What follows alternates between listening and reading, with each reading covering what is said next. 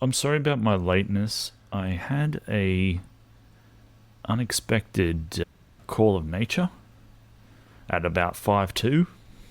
Oh. The 8:55 drop. Which, yeah, the night poos. The night poos. Oh, I love that song. Working on my night. I don't understand. Like, nothing out of the ordinary's happened that much. I don't know why I'm suddenly got a sudden night poo situation. Night poos.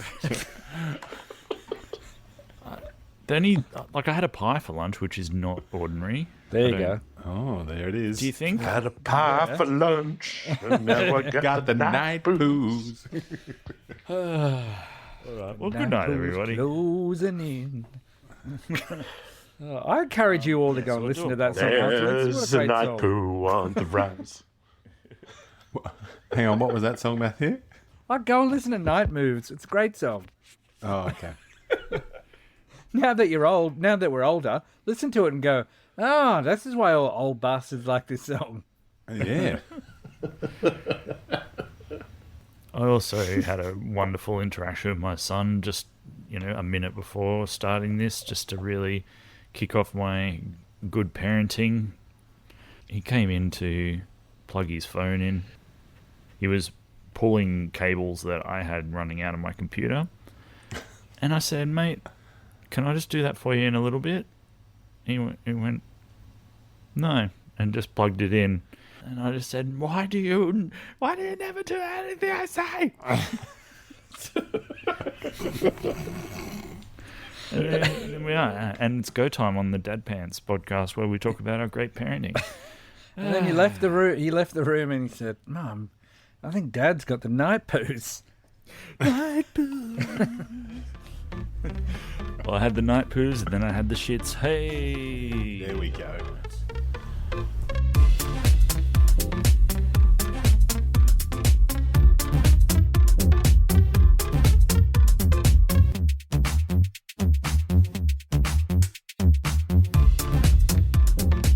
All right, well, Dad Pants. That's what this is, isn't it? Yeah. You'd have to think so. I don't think it's right. So I'm Stu, and I've got the Pants panel with me. The Pants panel are a bunch of dad experts who we turn to for dad advice. Well, I do anyway, because I'm the only other one here. Let's go through them. Rich, how are you, sir? G'day. Good, thank you. Stuart, thank you so much for letting me be here this evening. Just checking in with you. How is your shed/barbecue configuration looking in your backyard at the moment? Well, the shed and barbecue configuration is pretty good. I want to create a fire pit area, and I'm a little bit hesitant because I'm concerned that there might be a bit of stormwater drain plumbing to be digging up. So I'm just trying to figure out the best way of going about that at the moment. And it's a great way of procrastinating. Just sitting there going, I'm not sure yet, darling. Sorry. Just give us a couple more weeks. And Yeah. Well, if you haven't got enough flame going with your 4 barbecues, you need to get a fire pit in there as well, I'd say. Well, that's exactly right. All right, Ben. How are you, sir? Very well, Stu. Any dishwasher-adjacent panic attacks lately? No, nothing as of yet. I haven't been holding my breath, luckily, because it's been a while since we recorded. There you go. And Matt, how's your mold situation from the elephant shower you got in your bathroom there? Mold all right? Mold's going all right. Yep, just, bath mat issues still, holding firm. And if none of what I've said in the last minute or so makes any sense to you, you're not listening to all the episodes. So come on, sort yourself out. All right, Dadicdotes. Matt, you flagged that you had something for us, 1 or 2 little thingammy-bobby. I've got something for the Pants panel to discuss. Whether what I've done is good. That was definitely good dadness. Or bad dadness. Before you get your hopes up, that it's sounds just good. Coke no sugar. That's still pretty good dadness. It's fair. ASMR. It's one of those really small, slender cans. Yeah. Does that eliminate some dadness from it? Yeah. Gosh, man, Sensible. No, sensible. Well, for this time of night, I suppose. Yeah, up all night. Don't want to drink too much at this Talking hour. about the Two- night two night- wheeze. Two night blues. I don't know why I keep interrupting. I'm the one that has to edit this. Yeah, well, good luck with that. We wish you well. I can start interrupting myself. So I need this clarified. So as part of my dudley duties, which are removing spiders from the house, which we've gone over before, apparently that's my job because I like it or something, even though I hate spiders and I don't like it. Anyway, my eldest daughter had a spider in her room. She had filmed it rather than come and get me straight away. She thought it would be cool to show her friends just how big it was. And so by the time she came to get me, she was like, I don't know where it is. It went behind her curtains or something. So I was like, okay. And she's like, look, I'll show you how big it is. And I'm like, why did you film this instead of coming to get me when you saw it? Anyway, so I was like, well, all right, I'll pull the curtains open. I can't find it, whatever. And then about 10 minutes later, she came back and said, it's on the roof. And I said, cool. And she said, before that, she said, I'm not sleeping Can in my I room. peel off 3 more TikToks before you Yeah. grab it? She said, I'm not sleeping in my room if you don't know where the spider is. And I was like, well, that's stupid, but okay, I get it, but that'll be annoying. And she was getting herself worked up. Anyway, so the spider's on the roof, and I've got like a slipper to basically squish it if I need to. But it was just in an awkward position where I thought, I'm going to have to knock it off the roof. And I'm going to have to be quiet here because she doesn't know about this. And I basically belted it off the roof. Can I just say this is great parenting? Yeah. Belted it off the roof. I don't know where it went. And waited a little bit and then whistled my way out of the room. And she said, did you kill it? And I said, sure did. And she Job's went to bed. done. Job's done. Haven't seen it since. I may have killed it by belting it off the roof, but Yeah. But you didn't do anything. yeah, I didn't know. Spiders are smart. They know know where to get, so you can't get a good kind of wind up Yeah, and a good kind of shot. It's like you want to just kind of get a thong's length out from the corner of the wall, like you're at putt or something. that's pretty much like standing on her bed was just like Wiggo. You would have been fine, but it was just like, oh, come on, if you just crawl a little bit closer, then I can really get it. But then I did think, oh, that's one for the pants paddle. Is that poor parenting or great parenting? Oh, what, the not telling her? Yeah. Two The goal thumbs up. wasn't the goal became not killing the spider. The goal became her going to bed in her own bed. Yeah. Absolutely. Well, shit, there's no way in the world she can prove if that spider jumps up and crawls over her head that it's the same spider. Yeah, right. I know. She But can't then prove again, then what's scarier that it's one spider or that there's many? If there's 2 spiders, there's 50 spiders. Well, I thought that at some stage, 50 spiders scares the shit out of me, just quietly. But Exactly. Yeah. I thought at one stage you were going to say that you weren't able to find the spider. Your daughter decided not to sleep in that room. She then decided to sleep in your bed, Yeah, which see, made this you is- having to go and sleep in her bedroom. Which would've been Exactly horrible. right. Exactly. That was all these things were in my head of like, well, what's this going to lead to? What, she's going to sleep on the lounge? She's going to sleep in my bed? Where am I going to sleep in a room with a big spider? I don't want to do that. Well, why is Dad sleeping out the front yard? Yeah, that's right. Plenty of spiders out there. Yeah, that's Yeah, right. this is my bed. There are no spiders in this. I'm going to go sleep out on the hammock. I'll show you. I think it's okay. The odds are in your favour that nothing bad's going to happen. So, it's that or, have some sort of many hours long situation where your kid won't go to bed. Yeah, and then I'd have to actually look around every nook and cranny for a spider I really don't want to find. Yes. And we all know that, like, that's already a stressful situation, let alone putting a spider into the mix. Just getting a We got all child of out of bed. Well, we got all of our children, all 3 of them. They were in bed at 25 to 9 tonight, Wow. which is a fucking record Yeah. for this household in the last 3 years, I reckon. Yeah. very proud of the parenting that went on this evening, mainly by my wife. Yeah, I was going to say, this is a parenting podcast. It doesn't sound like you're going to tell us what you did to make that happen. Well, I let my wife take charge. Oh, I see. Yeah, Good parenting move. absolutely. Yeah. I wish I could do the same with the spiders. Well, can I tell you something about my wife? I'm not sure if we've covered this, but in regards to getting insects, my wife is an absolute crack shot with a fly swatter. Oh. Like, I'm yet to see her miss. And every time she gets the fly swatter out now, I kind of chase her around just so that I can see, like, Bit is of she going to miss technique. today? Is she going to miss today? No, she's not going to miss today. Wow. She's still on the streak. And we've had this fly swatter now for about 18 months. And she's like incredible. Mm-hmm. What I've also found out, I am terrible with a fly swatter. Well, I've got a bit of a theory myself that I find that flies are much easier to catch at the start of summer and much harder at the end of summer. Oh. So I think Scientific. they get used bit of to evolution. ducking and weaving, or evolution.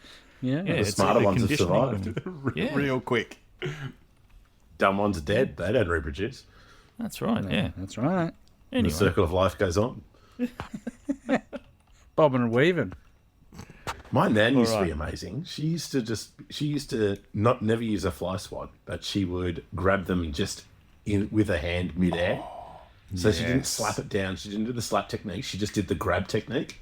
The grab she just was- above. Oh mate, she must have been going at 95% for sure. Wow. I never saw her miss. She was incredible. Like if there was a fly buzzing around the table, she'd watch it for a second, and her hand would just shoot out and just bang it midair.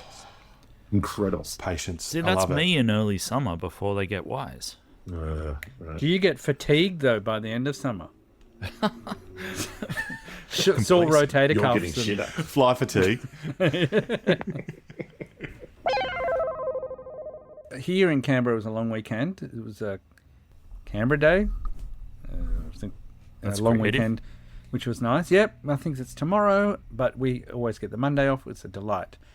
And so the last 2 years, friends of ours have invited us to, I guess, what can only be described as an old person's rave.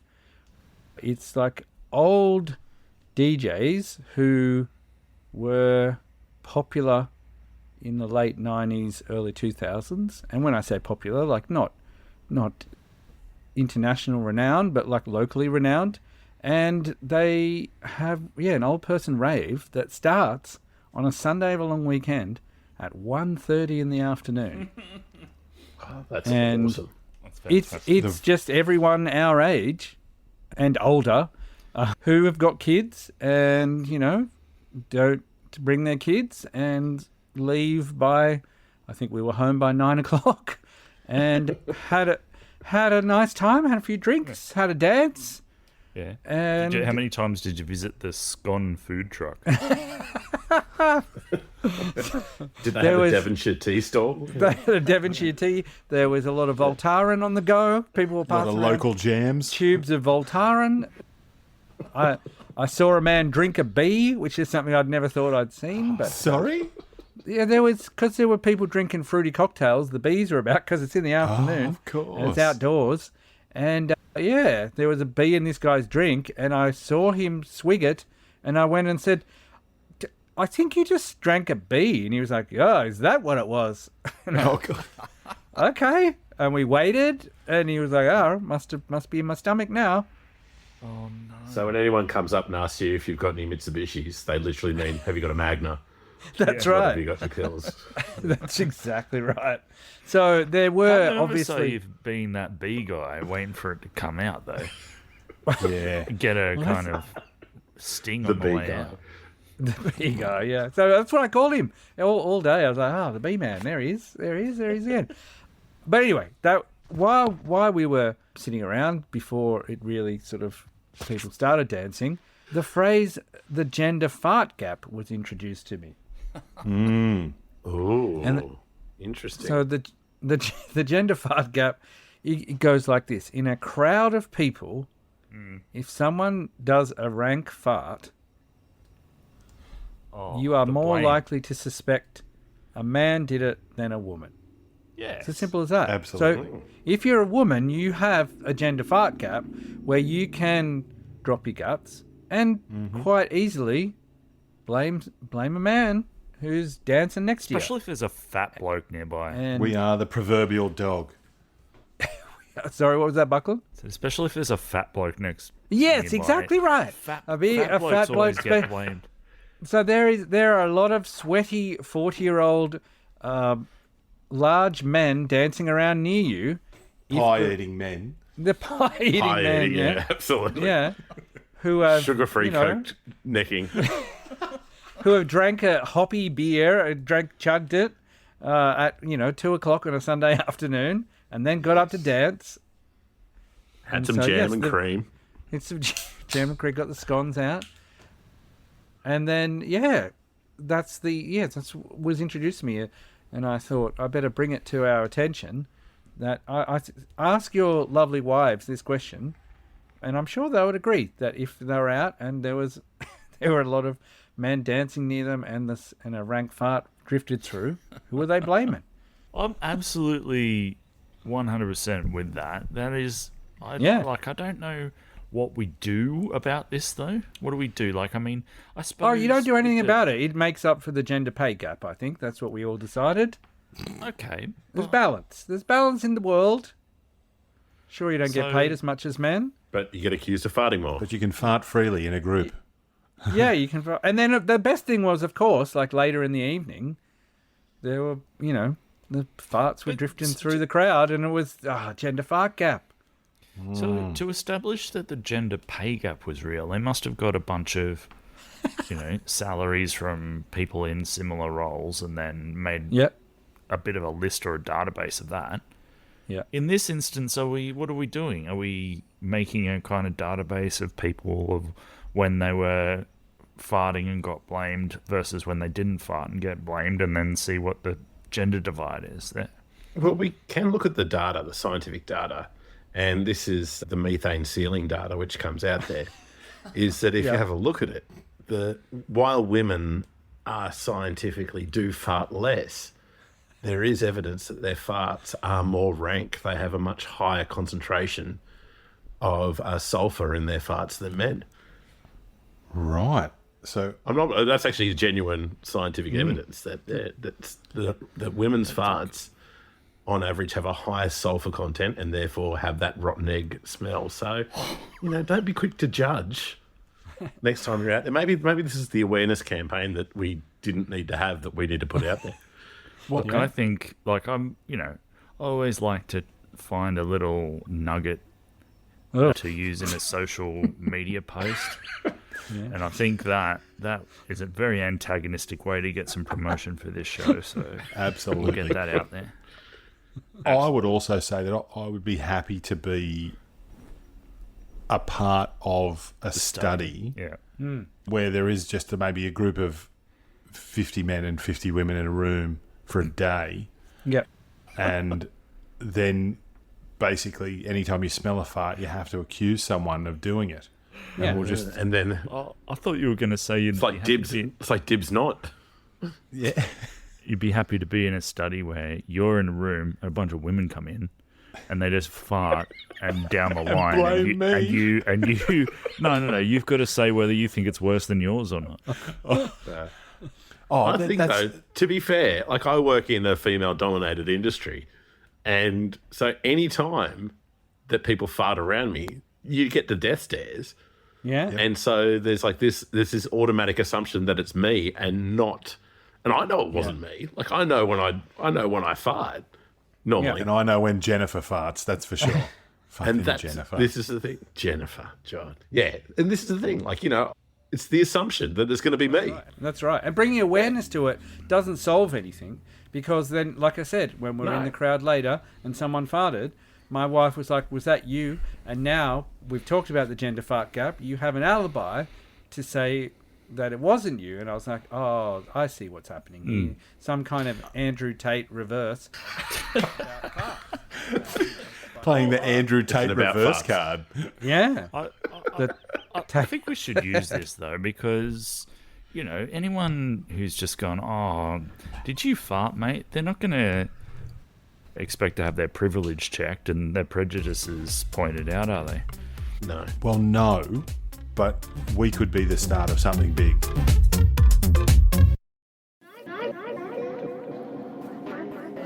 The world. It's a weird place. My name's Stuart Buckland, and some guests and I are going to look at all the weird stuff that happens in this world of ours. Is that suitably vague enough for you? Bit weird, but fair enough, I guess. Find this podcast wherever you listen to other podcasts.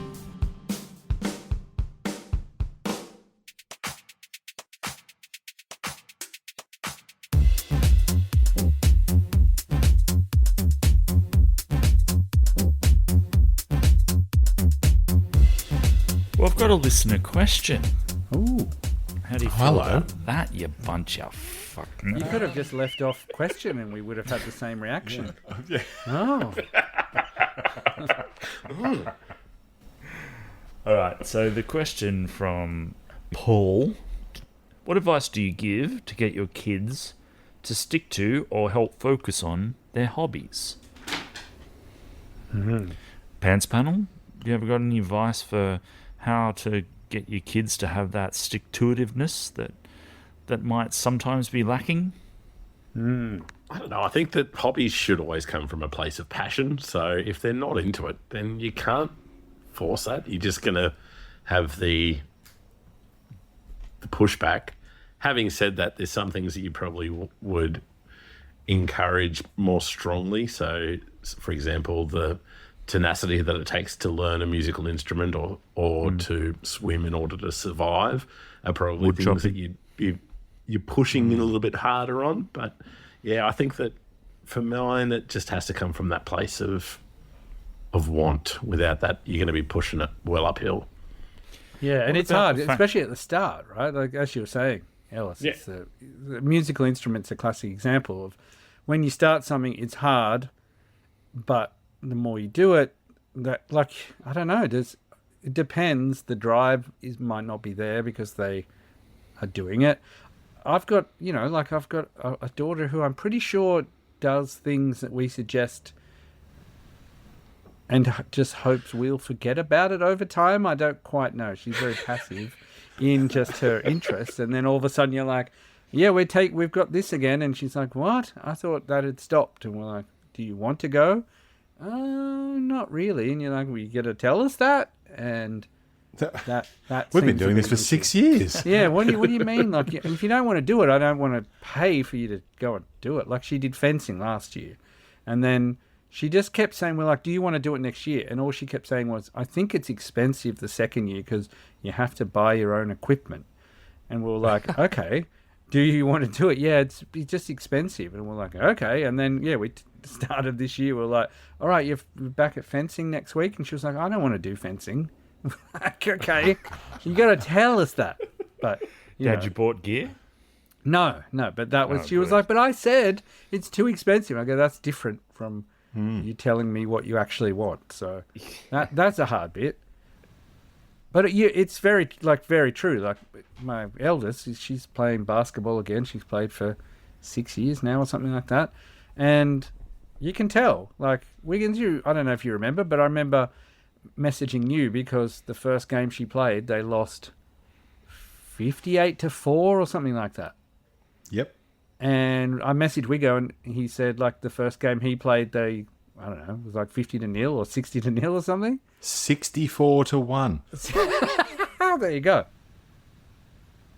And she came home from that and she was like, yeah, Awesome it was great. scoreline. Yeah, 64. Well, I remember because Jess Ripper hit the only Yeah, free free throw throw. of the Yeah, game. wow. He hit a free throw. I was going to say the one. Did a lap. But yeah, she came back from, losing 58-4 and was like, yep, cool. That was great. Can't wait for next week. So there's if the drive's not there, then it's hard. But I mean, they got to do schoolwork. That's a classic example. What about if you know that your child's just being fickle and that they're having a momentary kind of reluctance or a momentary kind of thing? Do you push them, or do you just go, oh well, you know? Well, I've got an example that sort of touches on a couple of different points here. So Harvey, we gave him the option of doing karate when he was young, and it was something that he wanted to do. He was only like 6 or 7 at the time, but he enjoyed it. And then when he got his junior black belt or whatever it was, he just said, no, I don't want to do that anymore. So I was like, all right, no worries. So he did some other things, played a little bit of basketball, did a little bit of that, did a little bit of this, a little bit of that. And then over the course of about 6 months, just said, I want to do karate again. Yeah. And that narrative Yeah. was there for that whole 6 months. It was just like, I want to do it, I want to do it, I want to do it. And so we re-enrolled him. And now he's been really good at, we have to go twice a week, and it's usually later in the evening. But it's that afternoon conversation now of when he says, I don't really need to go. And come on, dude. it was just like, well, this is what you wanted. Yeah. And we don't get any pushback now. Like as soon as I've said to him, you asked for this, he's like, all right, no worries. So there's to your point, Ellis, there's a got what you real wanted. love or a real enjoyment of that activity that he doesn't get anywhere else. Yeah. Well, I And think because he that- doesn't yeah. really enjoy sport, like he doesn't, he's not a team sport player. And so he's getting that, I suppose, that 15-year-old getting to beat people up without having to beat people up sort of testosterone hit. But, there's a real enjoyment there. And he's gotten so good. Like he would beat the shit out of me now. And that just happened all of a sudden. Whoa, Like, time that's to another stop now. story, right? Yeah. Dad's Yeah, it going was to just- karate. Well, he kicked me in the ribs like a couple of months ago. What? Well, it wasn't a full on like whack in the ribs. He just sort of tapped me on the ribs, and I was like, oh no, like I was, down. yeah, exactly. But there's a real love and a want. There was a want to do it. I mean, the question There's a was really good what- little story and there's from, no- I think it's there's no Kurt pushback Vonnegut or now. something. It could be Yeah, we have Acrophile or to- not, but, he's talking about how he was on an archaeological dig or something, and he went up to someone and he started talking about how he really enjoys drawing to someone. He was like, oh, but I'm not very good at it. And the person he was talking to was like, that doesn't matter. If you're enjoying it, then that's all that really matters. So you got to ask, who's the hobby for? Is it for you or for the kids? If the kids are getting something out of it and they do it for 6 months and they have some fun with it, and it hasn't busted your wallet, then that's awesome. They're experiencing a lot of different things and meeting different people and trying new stuff. If you think they're going to get something out of the hobby, like, for example, you need to learn a musical instrument so that one day you can entertain your friends at parties when you're drunk. Like, that's for you. That's your opinion. It's not necessarily going to be theirs. So I think that, it's really got to come down to, as you said, Williams, their decision and their willingness. They've got to want to do it. Otherwise, it's just not going to happen. Yeah. I'm So, likely. Stu, I I'm think- likely. Oh, sorry. Go, we go. No, well, what I was going to say was, Stu, you were going to say the question was, what's the advice? Or what do you say to your kids? That's what Paul had asked, right? So, Matty, I don't know where you're going to go with this, but what I would say is, what do you want to do? Like that's, and again, to Richard's point, who's the hobby for? Like what have they chosen? Have you chosen it for them? Or have they actually gotten to choose that themselves? And for the first time in a long time, all 3 children in our house are now doing something that they've gotten to choose. And because Rose plays soccer for the first time this weekend, and she's been banging on about that for the last 9 months. So Louis playing basketball. Yeah. Harvey's doing exactly. Women's World Cup, man. It fucking awesome. smashed them. It's wicked. Wicked. It's so good. There are 9 under-8 teams in the local, just in the local East Gosford side. 9 under-8s, 2 all-girls teams. That is awesome. I went to the A-League game on the weekend, and just the number of dads and daughter combos at the soccer was really great to see. Yeah. It's unreal. It's unreal. So what I would say to Paul is that you can never, ever underestimate your children's contrariness. Yeah. So if you push them or nudge them or even just try and make it look like something's your idea, that's the wrong way to go. Yeah. If you want to nudge them or try and make sure they're sticking to something, for God's sake, find a way to make it their idea. That's pretty much all we can say, I think. I would always sort of push them at first. Give them one push, I guess, is the way to do it, because sometimes they're just, like you said, they're going to be contrary. They don't want to do it. Or they had a rubbish day and they just don't want to go. If they go and they still don't like it, then I wouldn't keep pushing at it, because then again, that just becomes you. You become one of, my Noelle played soccer for a year and she didn't really enjoy it, but like there were kids who did enjoy it and their parents were just dicks anyway. Like just the worst. And you're just like, all right, well, that's going to, eventually your kids either going to resent the sport or resent you if you keep pushing them harder than they want to be pushed. Yep. I don't know. You can look up, if you want your child to be elite, then I think you have to be horrible to them. That's a belief that a lot of famous sport... And they have to be horrible children as well. Like they have to be horrible children. They're never pleasant people. They're never pleasant people. No. So if that's your goal, then, yeah, just be terrible to them, right. I guess. But Yeah. Be terrible. Make sure they turn to be terrible children. All right. Yeah. Well, let me summarize that advice. Either let them decide or be so horrible to them that they turn into some sort of hyper-competitive... Then they play tennis and golf. Blood-minded fucking... Yeah. Yes. They play tennis and golf. Tennis and golf. The same action over and over and over and over and over again. Jesus. Well, I don't want to continue this one now, but I have got a question for maybe another day. Yeah. How do you relate to other parents when your child is doing a sport? Like, Great question. You're What a at the great same question, place week in, week out, and you have no relationship with them whatsoever, other than the fact that your children are sharing this time and space. And yet, if you struck up conversation one week and then don't the next, Oh, yeah, that's a problem. Yeah. So, I mean, yeah. there's only so many times you can just day. wait in your car. Oh, exactly. Yeah. I mean, And this is what comes with it, right? The wonderful thing about having an older child is that, Drop and run. for example, we are the drop and run. So I don't have to sit in the karate room with 6 other parents looking at each other awkwardly Yeah. and being the parent that's like no one wants to look at their phone first because you're watching karate. You should be watching this. This is Engaged. important. It's like I'm not fucking learning it. Yeah. I got 2 tips for that. Firstly, karate or something like that where it's, in a smaller space. I take my laptop and I just look busy. Like I'm doing but work. That's a dick move as well, though. Like, as I say, like, these are really genuinely nice people. I've got no problems with it, but it's that awkward week after week.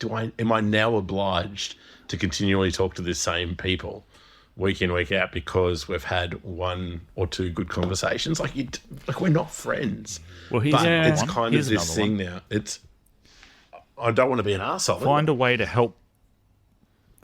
help the coach or whoever. So in soccer, Don't. like I just it's a go and slippery plonk slope. myself down Such a behind. slippery slope, Stu. I just go and plonk myself down behind the goals to catch all the loose shots. Yep. And there'd be plenty. And no one follows me down there, so I'm just standing there by myself. It's bliss. I just like sport so much that I like just watching the game and enjoying whatever's happening. no matter, Yeah. and not, But I'm but not talking being about, like- one-eyed. But I know what you mean. Like basketball is a delight, but there's the parents, because the parents tend to be engaged in the game, so there isn't much chit chat. Yeah. It's not the same Yeah. as, I don't know, Absolutely. maybe because indoors. So the only issue is the parent who's a complete dick, which we've had in the past, and Yeah. who swears and gets really annoyed at I think that's these me. 14-year-old or 13-year-old children who can't like get a rebound, or that it is. Yeah. Really, Wiggins? Are you that guy? Oh, like I've had to speak to parents before, like maybe don't swear at the children who are I'm playing on a Saturday afternoon. And is that exactly what you say to them, Matty? Yeah, I just said, excuse me, like that's just not on. And he was like, it's frustrating. And I said, you have to find a different way to like express that. But he was a right dick. And Yeah. I don't doubt that, but at the same time, that's pretty ballsy stepping up and saying it to him. I As I say, I haven't been in the situation myself, so I'm just, I just don't. It's just gross. Like it's not. Yeah. Not welcome. Absolutely. Sorry, sir. Absolutely. Not welcome. well, I'm not swearing at the children. I'm just swearing at my own child under my breath. Does that count? Well, and I suppose what I'm experiencing now is like tennis. So you're sitting there tennis training, not even a match. So you're sitting there watching them tennis. literally kind of doing nothing. Like, this is what I'm talking about. So there's little to no action going on out there. Like there's no... I can understand what you're saying about being involved in the game. Like that sounds great to me. And that's like... then you can kind of... You don't have to talk to someone else while that's happening. Yeah, wow. Bloody tennis. And that's the problem, right? With a sport like that, they'll have 8 kids in a group.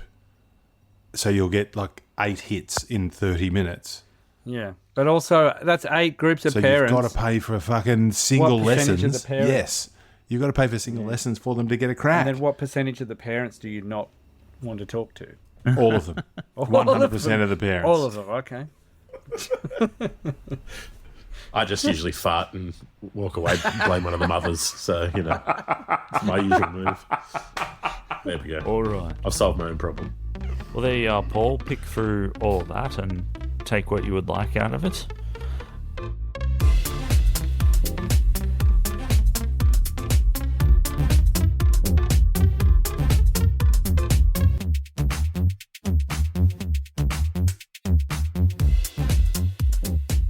I've got something for the... Hang on a sec. Let's go. All right. Who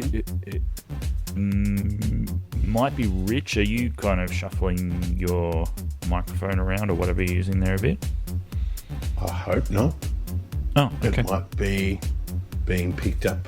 As I say, I've just got earbuds in All right. and I'm sitting in the dark by myself without touching anything. Unlikely. Thank goodness. Yeah. All right. All It good. might be a different noise.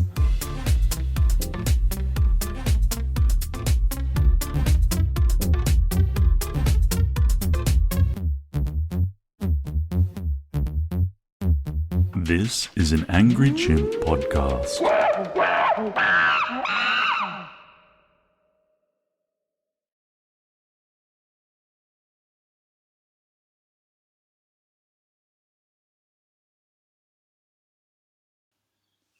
The flight cap is real. Tell people about it. Tell them. We're not going to be blamed anymore. Tell them, get the word out. You can't trust mainstream media. They're not reporting on this. The gender fart gap is real.